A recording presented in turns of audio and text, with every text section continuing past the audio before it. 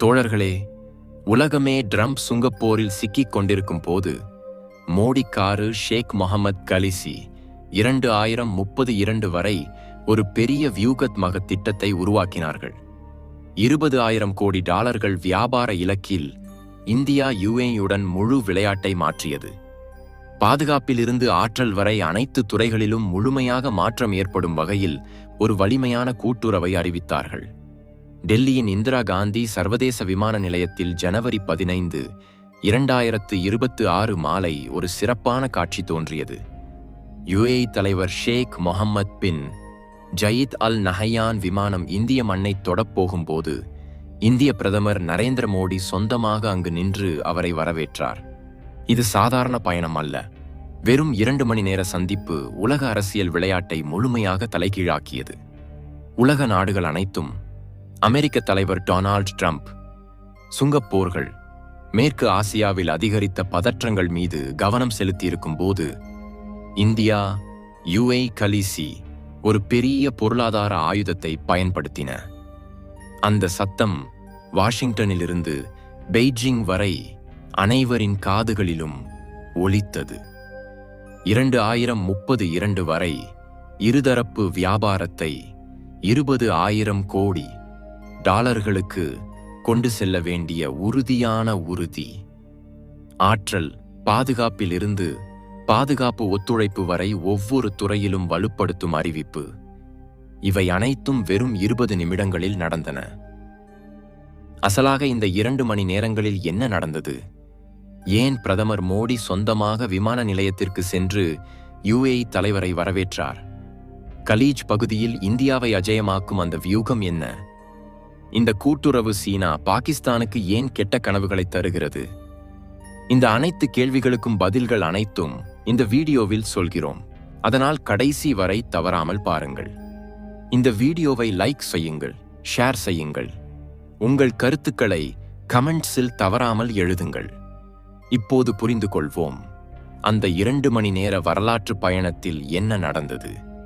ஷேக் Mohammed bin Zayed அல் நஹயான் UAE தலைவராக பொறுப்பேற்ற பிறகு இது இந்தியாவுக்கு அவரின் 3வது அதிகாரப்பூர்வ பயணம். கடந்த 10 ஆண்டுகளில் இது அவரின் 5வது இந்தியா பயணம். இது அனைத்தும் இந்தியா யுஏஇ உறவுகள் எவ்வளவு வலுவாக ஆழமாக வேர் ஊன்றியுள்ளன என்பதை தெளிவாக காட்டுகிறது. ஆனால் இம்முறை பயணம் மட்டும் கொஞ்சம் சிறப்பாக தனித்துவமாக உள்ளது. வெறும் 2 மணி நேர இந்த பயணத்தில் பிரதமர் மோடி, தலைவர் ஷேக் முகமது இடையே நடந்த பேச்சுக்கள் இரு நாடுகளுக்கு இடையிலான விரிவான வியூகத்மக கூட்டுறவை ஒரு புதிய நிலைக்கு கொண்டு சென்றன. இந்த சந்திப்பிலிருந்து வந்த மிகப்பெரிய பலன் என்னவென்றால் 2032 வரை இரு நாடுகளுக்கு இடையிலான வியாபாரத்தை 20,000 கோடி டாலர்களுக்கு கொண்டு செல்ல வேண்டிய ஆசை மிகுந்த இலக்கு. தற்போது 2025 முதல் 26இல் இந்தியா யுஏஇ இடையிலான வியாபாரம் சுமார் 10,000 கோடி டாலர்களை தாண்டியுள்ளது. அதை இன்னொரு 6 முதல் 7 ஆண்டுகளில் 2 மடங்கு செய்ய வேண்டி இப்போது உறுதி எடுத்துள்ளனர். இது சிறிய இலக்கு அல்ல. இந்தியா யுஏஇ கலிசி ஒரு பொருளாதார மகாசக்தியாக வளரப்போகிறோம் என்பதை இது தெளிவாக சொல்கிறது. இந்த சந்திப்பில் ஆற்றல் பாதுகாப்பு ஒத்துழைப்பு, அணுசக்தி, செயற்கை அறிவு, புதிய தொழில்நுட்பங்கள், பிராந்திய பாதுகாப்பு போன்ற விஷயங்களில் விரிவாக விவாதம் நடந்தது. ஒரு கடித பரிமாற்றமும் நடந்தது. அதில் திரவ இயற்கை வாயு LNG நீண்டகால விநியோகத்திற்கு சம்பந்தப்பட்ட ஒப்பந்தங்கள் உள்ளன. இந்தியாவின் ஆற்றல் பாதுகாப்புக்கு இது மிகப்பெரிய உதவி. யுஏஇயிலிருந்து வரும் LNG நமது நாட்டில் அதிகரித்து வரும் எரிபொருள் தேவைகளை நிறைவேற்றுவதில் மிக முக்கிய பங்கு வகிக்கும். இப்போது ஒரு கேள்வி, இந்த 20,000 கோடி டாலர்கள் இலக்கு உண்மையிலேயே சாத்தியமா? அதை எப்படி சாதிப்பார்கள்? இதை புரிந்து கொள்ள வேண்டுமானால் இந்தியா யுஏஇ இடையிலான விரிவான பொருளாதார கூட்டுறவு ஒப்பந்தம் CEPA பற்றி தெரிந்து கொள்ள வேண்டும். 2022 பிப்ரவரியில் பிரதமர் மோடி, தலைவர் ஷேக் முகமது இடையிலான மெய்நிகர் சந்திப்பில் இந்த வரலாற்று ஒப்பந்தம் கையெழுத்தானது. 2022 மே முதல் அமலுக்கு வந்த இந்த ஒப்பந்தம் இரு நாடுகளுக்கு இடையிலான வியாபாரத்தை முழுமையாக மாற்றியது. சிபிஏ வருவதற்கு முன் 2020 முதல் 21 இரு நாடுகளுக்கு இடையிலான வியாபாரம் வெறும் $43.3 பில்லியன் மட்டுமே. ஆனால் சிபிஏ வந்த பிறகு 2023 24 அது $83.7 பில்லியன் வந்தது. அதாவது கிட்டத்தட்ட 2 மடங்கு. இப்போது 2025 முதல் 26 வரை பொருளாதார ஆண்டில் ஜனவரி வரை $10 பில்லியன் தாண்டியுள்ளது. இந்த ஒப்பந்தத்தால் இந்தியாவிலிருந்து 90% ஏற்றுமதிகளுக்கு யுஏஇயில் சுங்கம் இல்லாமல் அனுமதி கிடைக்கிறது. இதன் பலன் அதிகமாக துணிகள், ரத்தினங்கள், ஆபரணங்கள், இன்ஜினியரிங் பொருட்கள், மருந்துகள், எலக்ட்ரானிக்ஸ் போன்ற உழைப்பு சார்ந்த துறைகளுக்கு கிடைத்தது. நான் ஆயில் ஏற்றுமதிகள் சராசரியாக 25.6% அதிகரித்தன. ஸ்மார்ட் போன் ஏற்றுமதிகள் ஒரு பெரிய வெற்றி. 2023-24 $2.57 பில்லியன் வந்தன. இது மேக் இன் இந்தியா திட்டத்துக்கு மிகப்பெரிய அங்கீகாரம். ஆனால் இது வெறும் வியாபார கதை மட்டுமல்ல, இது ஒரு முழு வியூகத்மக கூட்டுறவு கதை. இந்தியா யுஏஇ உறவுகள் இனி பொருளாதார துறைக்கு மட்டும் வரம்புக்குட்பட்டவை அல்ல. பாதுகாப்பு, ஆற்றல், விண்வெளி, தொழில்நுட்பம் போன்ற முக்கிய துறைகளிலும் ஆழமாக பரவியுள்ளன. பாதுகாப்பு ஒத்துழைப்பு பற்றி சொல்ல வேண்டுமானால் 2023 ராஜஸ்தானில் முதல் முறையாக இந்தியா யுஏஇ கூட்டு இராணுவ பயிற்சி டெசர்ட் சைக்கிளோன் நடந்தது. கடற்படை, வான்படை இடையே தொடர்ச்சியாக பயிற்சிகள் நடக்கின்றன.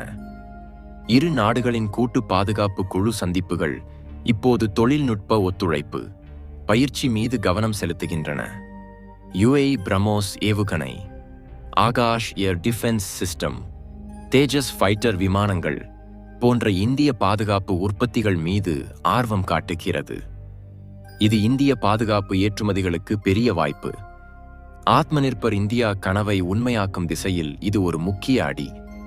2025 யுஏஇ இராணுவ தலைவர் மேஜர் ஜெனரல் யூசுப் மாயூபல் ஹலாமி இந்தியா வந்தபோது பாதுகாப்பு ஒத்துழைப்புக்கு புதிய திசை வந்தது. டிஆர்டிஓ, இந்திய பாதுகாப்பு நிறுவனங்களுடன் பேச்சுக்கள் நடந்தன. எதிர்காலத்தில் கூட்டாக பாதுகாப்பு உற்பத்திகளை தயாரிக்கும் வாய்ப்புகள் திறந்துள்ளன. யுஏஇ தனது விஷன் 2030 கீழ் ஒரு பிராந்திய தொழில்நுட்ப பாதுகாப்பு மையமாக வளர விரும்புகிறது. இந்தியா தனது அதிகரிக்கும் பாதுகாப்பு தொழில்நுட்பம், ஏற்றுமதி கொள்கைகளுடன் யுஏஇக்கு மிக சரியான கூட்டாளியாகிறது. ஆற்றல் துறையிலும் இந்த கூட்டுறவு புதிய உயரங்களை தொடுகிறது. 2024 செப்டம்பரில் Abu Dhabi crown prince Sheikh Khalid bin Mohamed bin Zayed Al Nahyan India வந்தபோது க்ரூட் ஆயில் சேமிப்பு, நீண்டகால எல்என்ஜி விநியோகம், சிவில் அணுசக்தி ஒத்துழைப்புடன் 4 முக்கிய ஒப்பந்தங்கள் நடந்தன.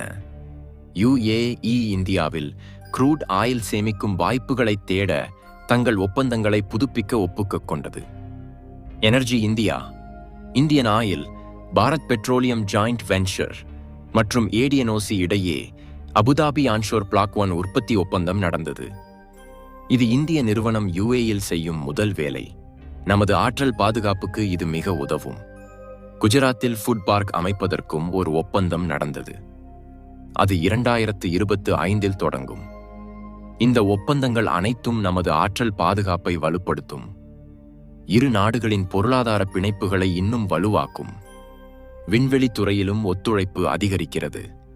இஸ்ரோ, யுஏஇ ஸ்பேஸ் ஏஜென்சி இடையே அமைதியான விண்வெளி ஆய்வில் ஒத்துழைப்பு ஒப்பந்தம் நடந்தது.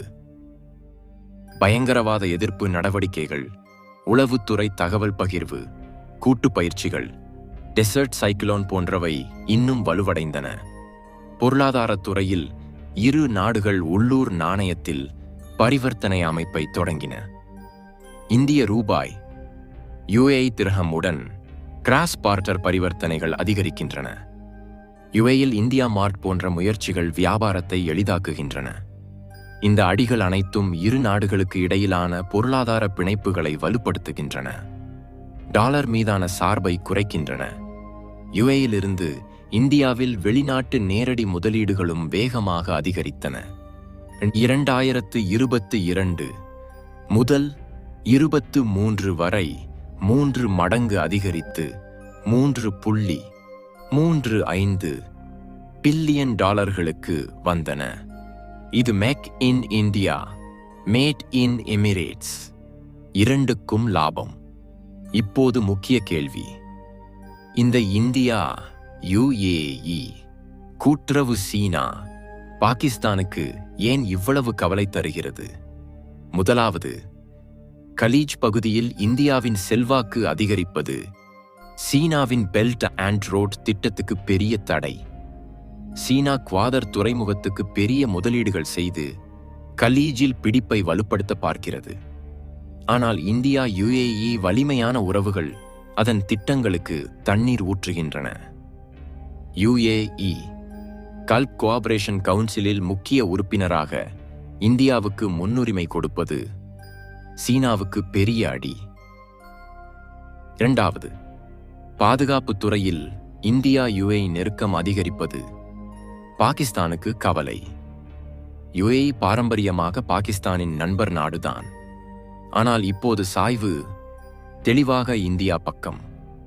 பயங்கரவாதத்துக்கு எதிராக இந்தியாவுக்கு ஆதரவு கொடுத்து பாகிஸ்தானுக்கு கடுமையான செய்திகள் கொடுப்பது, பிரம்மோஸ், தேஜஸ் போன்ற இந்திய ஆயுதங்கள் மீது ஆர்வம்.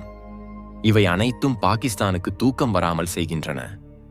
மூன்றாவது, பொருளாதார ரீதியாக இந்தியா யுஏஇ கூட்டுறவு புதிய உலகளாவிய சப்ளை செயின் மையமாக மாறுகிறது. இந்தியாவின் பெரிய சந்தை, அதிகரிக்கும் உற்பத்தி திறன், யுஏஇயின் உலகளாவிய வியாபார மையம் இரண்டும் கலிசி சீனாவின் ஆதிக்கத்துக்கு சவால் விடுகின்றன. இதில் உள்ள பெரிய செய்தி: இந்தியா இனி வெறும் சந்தை அல்ல, உலகளாவிய பொருளாதார வியூகத்மக சக்தியாக வளர்கிறது. ஆற்றல் பாதுகாப்பிலிருந்து பாதுகாப்பு ஒத்துழைப்பு, தொழில்நுட்பத்திலிருந்து விண்வெளி வரை ஒவ்வொரு துறையிலும் இந்தியா யுஎன் கலிசி புதிய வரலாறு எழுதுகின்றன. இந்த கூட்டுறவு இரு நாடுகளுக்கு மட்டுமல்ல, மொத்த பகுதிக்கும் அமைதி, வளர்ச்சியை கொண்டு வரும். சீனா, பாகிஸ்தான் கவலைப்படலாம், ஆனால் இது புதிய இந்தியாவின் உண்மை. தனது உரிமைகளை பாதுகாத்துக் கொள்வது தெரிந்த இந்தியா நண்பர்களுடன் கலிசி சிறந்த எதிர்காலத்தை உருவாக்குகிறது. உங்களுக்கு என்ன தோன்றுகிறது? இந்த இலக்கு சாத்தியமாகுமா? இந்த கூட்டுறவு பிராந்திய சக்தி சமநிலையை உண்மையிலேயே மாற்றுமா? கமெண்ட் சீல் தவறாமல் எழுதுங்கள். ஜெய் ஹிந்த்.